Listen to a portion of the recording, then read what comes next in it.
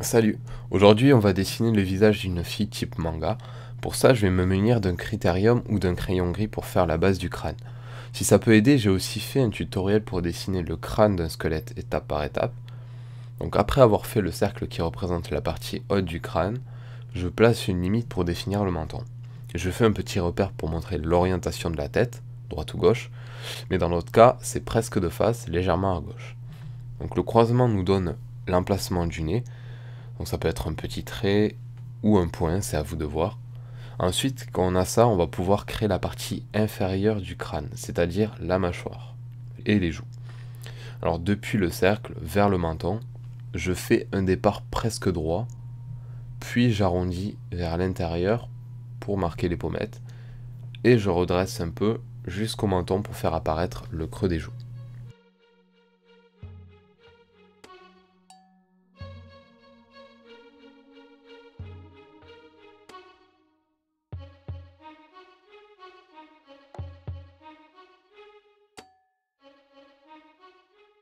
Ensuite, on va pas faire compliqué, je vais me servir de l'alignement du nez pour faire apparaître deux choses, le bas des yeux et le départ des oreilles.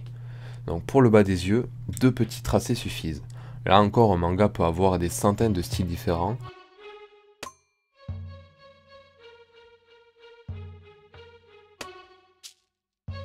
Rien qu'avec les yeux, on peut beaucoup varier les apparences. Donc si vous faites d'autres types de yeux, ça pourra aussi le faire. Exemple, je vais faire des contours de yeux assez basiques. Le rebord haut sera pointé vers le nez, des deux côtés pour que ce soit correct.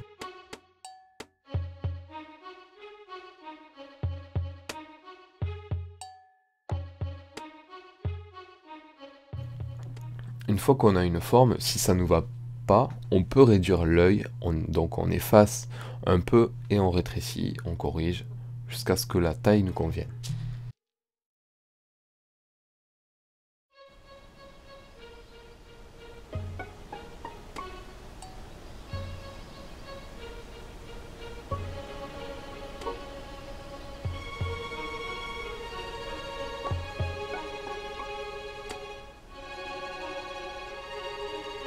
Et on peut déjà prévoir nos futurs reflets à l'intérieur en laissant quelques repères arrondis. Et donc grâce aux yeux, on va vraiment pouvoir créer des tas d'expressions. Rien qu'un petit changement au niveau des yeux, ça change beaucoup sur l'ensemble. Donc les sourcils suivront l'arrondi et je vais préparer le reste. Donc la racine principale des cheveux, ça peut être important. On pourra se baser dessus. Et les vêtements, qu'on peut créer et effacer de manière illimitée. De toute manière, quand on fait un croquis, c'est pour pouvoir le modifier jusqu'à ce qu'il nous plaise. Donc là, on est qu'au croquis, donc n'hésitez pas à effacer.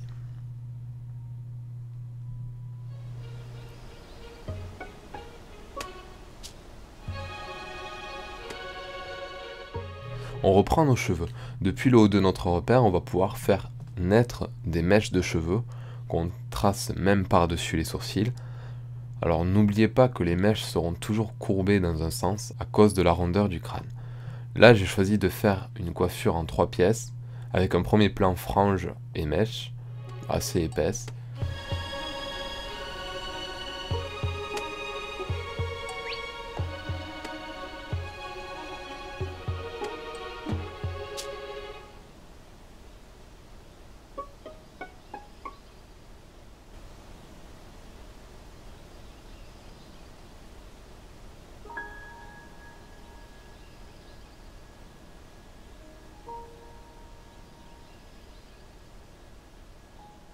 Vous voyez que je prends pour départ le haut de notre racine qu'on a dessiné tout à l'heure, pour nous repérer et pour faire la continuité des mèches.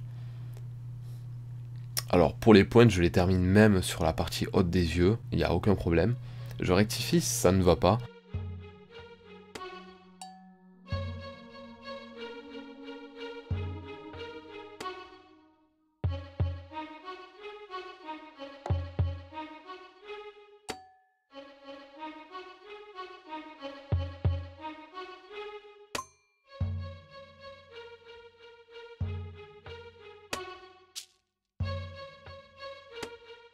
Et après avoir fait un bandeau ou serre-tête, On va passer à la deuxième pièce de cheveux. Alors deux longues mèches tombantes qui descendent un peu plus bas que les épaules. Donc le long du crâne, elles seront assez droites, mais s'inclineront vers l'intérieur quand on arrivera vers la pointe. Tout comme le visage, il se termine en pointe vers le menton.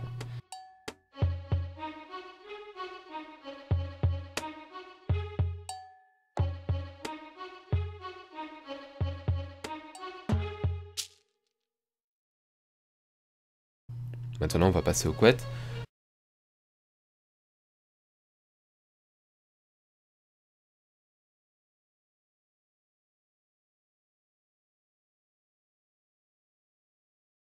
Je les fais descendre plus bas que les épaules.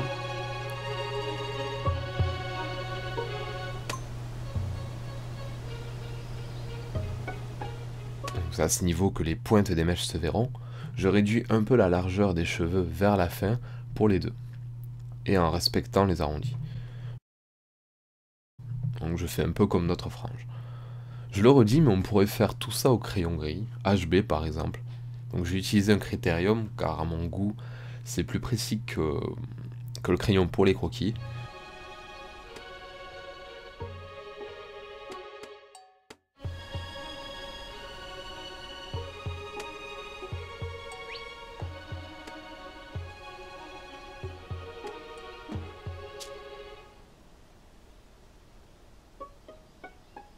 Et à propos des yeux, je disais qu'une petite modification pouvait faire vraiment effet, donc on va le faire. Personnellement, je trouve que les rebords supérieurs sont trop présents. Je vais juste un peu les réduire. Et ça va rendre, je pense, le regard un peu plus doux. Maintenant, on va passer à l'étape de l'ancrage du personnage. Ce qui veut dire qu'on va repasser tous nos contours avec un outil noir, comme le stylo à micropigment que j'utilise, le pastel ou encore le stylo noir. Même l'encre de Chine peut être pas mal. Il n'y a pas vraiment de sens, on le fait dans l'ordre qu'on veut. Alors là aussi, je fais souvent des petits à-coups pour élargir l'épaisseur du trait ou la réduire. Ça permet aussi de garder une certaine maîtrise du stylo et ne pas riper.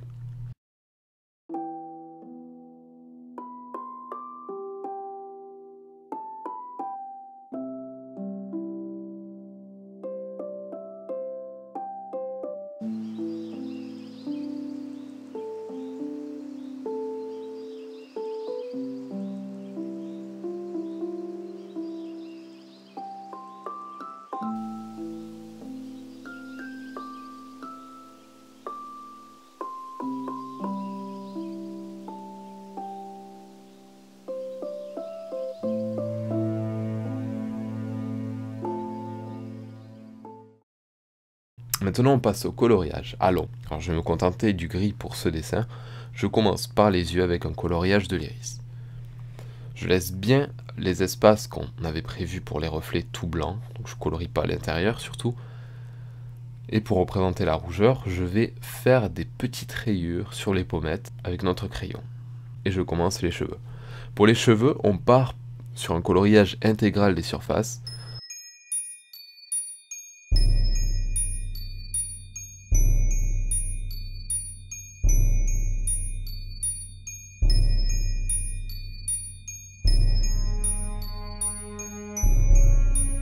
Ensuite, j'estompe avec une estompe ou mon doigt. Alors on peut directement colorier en plus foncé les mèches en arrière-plan, quand on a fait cette première couche en tout cas. Je vais repasser sur mes mèches en longeant à chaque fois un côté en particulier, ceux de droite ou ceux de gauche, mais dans mon cas je vais créer de l'ombre à droite des mèches, car je vais faire en sorte que la lumière provienne de gauche. Donc cette étape est assez importante pour donner du volume à la chevelure. Même notre couette droite sera plus ombrée que celle de gauche.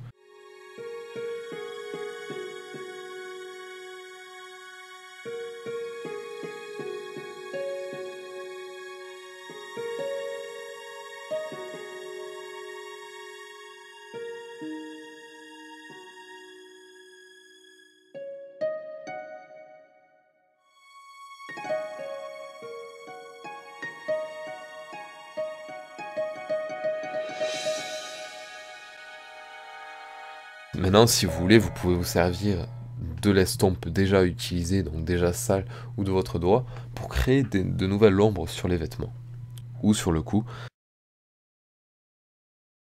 Et pour finir nos cheveux, je vais rajouter un côté brillant en utilisant notre gomme.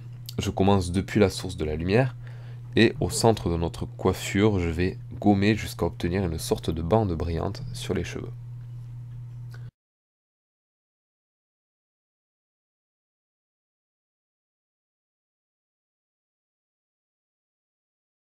Maintenant qu'on est là, je vais utiliser mon stylo à micropigment pour noircir un peu notre iris, le rendre plus foncé vers le centre et vers le haut. Pour ça, je vais faire des petits traits légers et ça nous fera également ressortir les yeux.